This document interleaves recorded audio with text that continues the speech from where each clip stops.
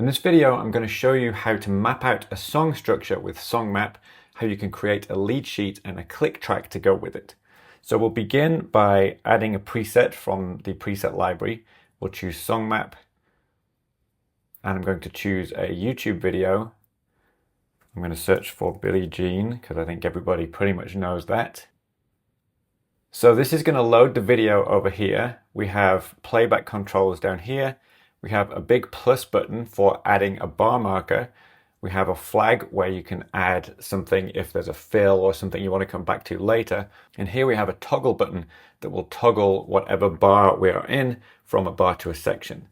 But my suggested workflow for this is to play through the song once and just put in bar markers, because that's the most mindless thing you can do. It's easy, you just have to tap in time. So I'm going to put one to start. This is going to be the first bar in the song, and I can adjust the positioning of that later. And then I'm going to hit play and just tap this button every time there's a new bar. 2, 3, 4. Okay, so we're going to go through the entire song like this, but because this song is at a consistent tempo, it's easy for me to do this at double speed. So I can tap on the speedometer down here, choose 2 times, and then I'll go back a couple of bars to give me a run-in, and I'm just going to be tapping on the screen with my finger, and I'll also speed this up so you don't have to watch the whole thing. Don't worry about being too precise with this, just make sure you hit the button once for every bar in the song.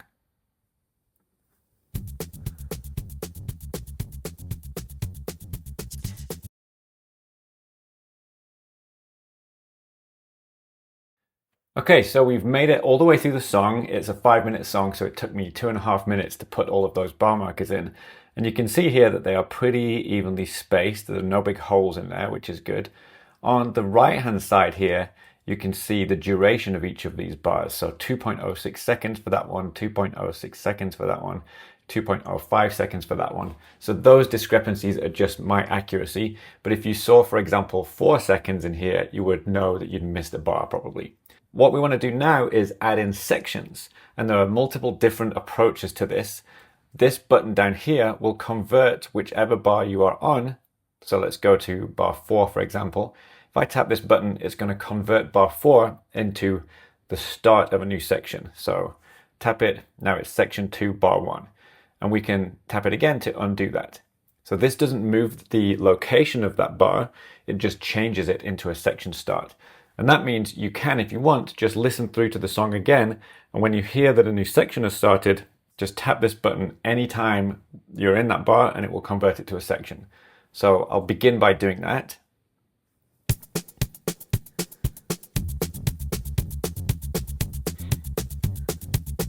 So probably going to be something like 16 bars. So the keys came in at bar 11. This is all technically an intro. Okay, so it seems to me there like what was bar 15 or bar 14 bars of intro, and then let's just double check. We can tap on this.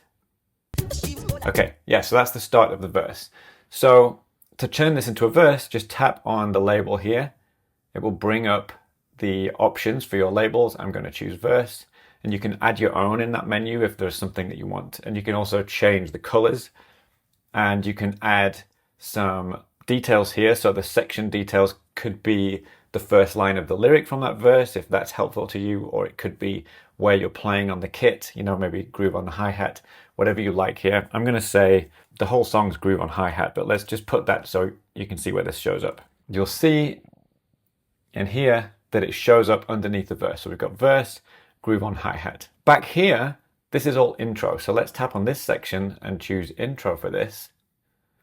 And it starts with drums only, right? So we can say drums only, and we'll just listen through. And by the way, anytime you tap on a bar, it will jump the position in the song to the start of that bar. Okay, so on bar 3, the bass enters. So we might want to know that in our lead sheet. So we can go and tap on the 3 dots button here and edit the bar, and you can add bar label and detail text. This will show up in your lead sheet later. So I'm just going to put bass enters, and you'll see when I hit done that that text shows up on bar 3. Let's play through some more.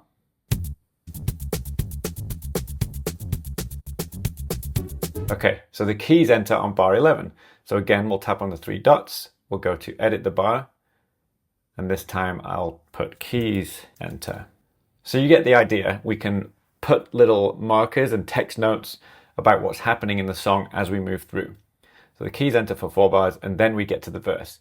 So now we could go through this song in the same way, play through it all in this view, and change the sections by using this button. An alternate way to do it is in the bar edit view. So let me show you the different views that we've got. If you're editing a section, we can do it via tapping here like I showed you. And if it's just got a blank section title, that will jump you straight into the label picker. But since we already have a section title, it doesn't do that. If you wanted to change this to something else, you would just tap here and you would choose the section that you want. And to add new sections or change the colors, tap on edit right there. So in here, it says there's 128 bars in this section, and that's because we haven't added any other sections yet.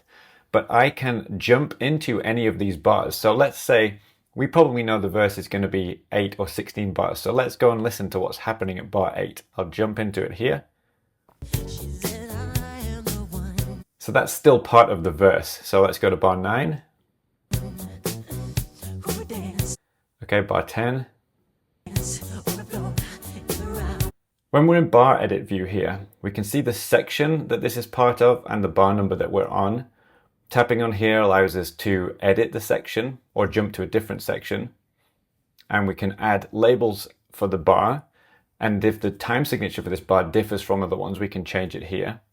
And then these controls allow us to nudge the start position of this bar. So this is showing us where the start position is. And if I tap this one, it's going to jump back in 5 frame steps. This one is going to jump back in 1 frame steps. And the YouTube API or the Apple Music Song API doesn't give us access to a waveform. So all we can do is nudge that and listen to what we're hearing and decide whether it feels like that's kind of on the beat. But it's not that important for lead sheets. Now you can jump into other bars by tapping on them here or navigating with these buttons to go back and forward. And this is telling us the bar that we're on. So let's go through to like bar 16, 15, something like that. So this is 14. Okay, so this sounds like we're kind of at the start of another verse. Okay, so I would say this is the start of verse 2. So verse 1 is either 12 bars long or there's some kind of pre-chorus in the last 4 bars. But let's just turn this into verse 2 for the sake of this demo. So we can tap on the label here and say start a new section at bar 13. And then we get to choose what kind of section it is. I'm going to choose verse. And now note that if we go back to bar 12 here, we're in the verse, bar 12.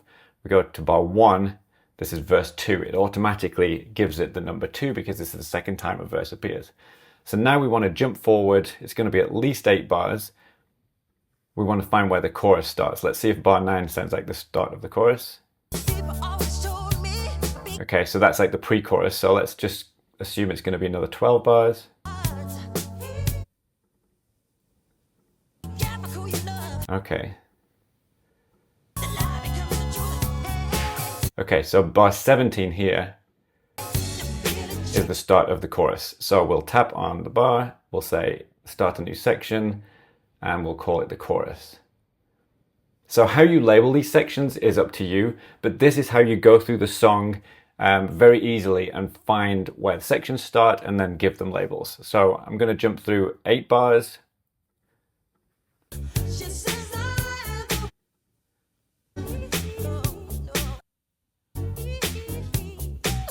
Okay, so bar 13 here, that's the start of the verse. So I'll put a verse in, start a new section at bar 13. We'll call it verse. And then I'll just leave it at that for now. And you can see what we have down here is we have the timeline. You can see the intro here, orange. And then we've got verse 1 and verse 2, and then a chorus, and then verse 3. And we'd have further verses and choruses. I want to show you the lead sheet side of this. So once you've done this, you can close edit mode once you've put all your sections and bars in. If you want to go back into edit mode, you can do it from this menu. And you'll get those buttons back. To view the lead sheet, tap on this ellipsis button and choose lead sheet. And it will give you a lead sheet based on your bars and markers that you put in. So we can see that the intro is 14 bars, drums only to begin with, then bass enters at bar 3, keys enter at bar 11, and then we've got a verse of 12 bars, groove on hi-hat, verse of 16 bars, then a chorus, and then a verse 88 bars because we haven't filled in the rest of those sections yet. If you tap on style here, you can change whether you want to use the colored section capsule headers, and you can change the font size and various things like that. So we can apply our style changes. And then when you've done all of this, tap on the 3 dots here and you can choose rename if you want to edit the title here. And then if you choose attach to preset, it creates a PDF of that lead sheet and it attaches it to this song map preset that we've got. And we can then annotate that lead sheet. So there's various different ways to view the attached file. You can tap on this info button that appears here and choose view file, or you can tap on the name at the top and choose view file, or you can tap on the lead sheet option again. And this will ask you if you want to view the existing lead sheet or create a new one. So if you modified this by adding more sections or changing the bars, then you would want to create a new lead sheet and reattach it to the preset. So I'm going to say view existing lead sheet. So that brings it up here. We have our song map on the left where we can still navigate and play. So let's say we wanted to jump into the chorus. We could tap on this and say jump to chorus. So we're here.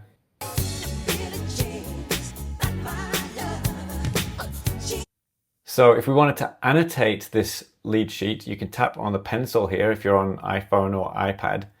And this then allows you to use the pencil tool to draw something in here. So you could draw in your own little notation. It would be a bit neater if I wasn't making a video. So you can draw your notation in there and that will be saved.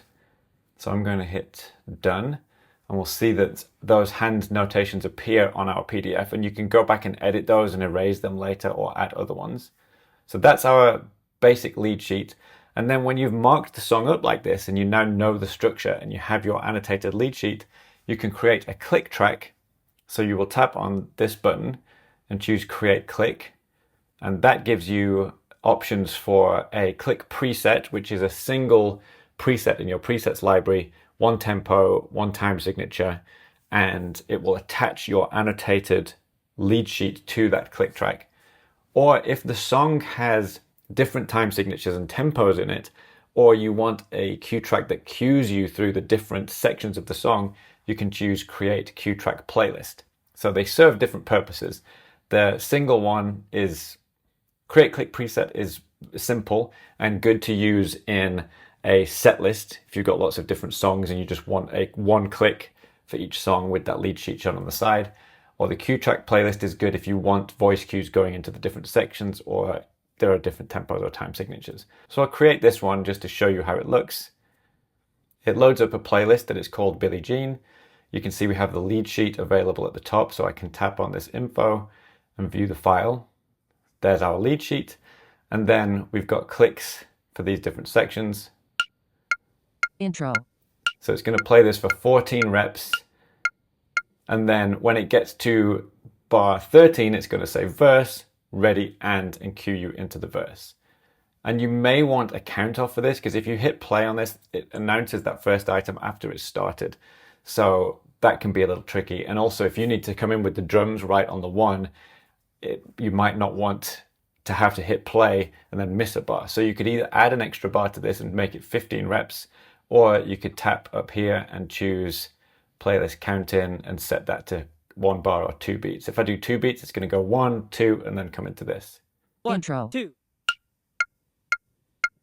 And one final thing to note, if you make changes to the annotations on the version that's associated with this playlist, they will be updated in the song map version and vice versa. So if you wanted to go back and listen to the song again to write in more notes here, you can tap on the info button next to lead sheet here and choose load song map, and that will load up the song map preset. And this is now showing the attachment for the song map preset. So again, we can jump to wherever we want in here and play. and make notes on here, and then those will be saved and also visible when you're viewing the playlist or the preset click. So that's a quick overview of how to get started and a suggested workflow.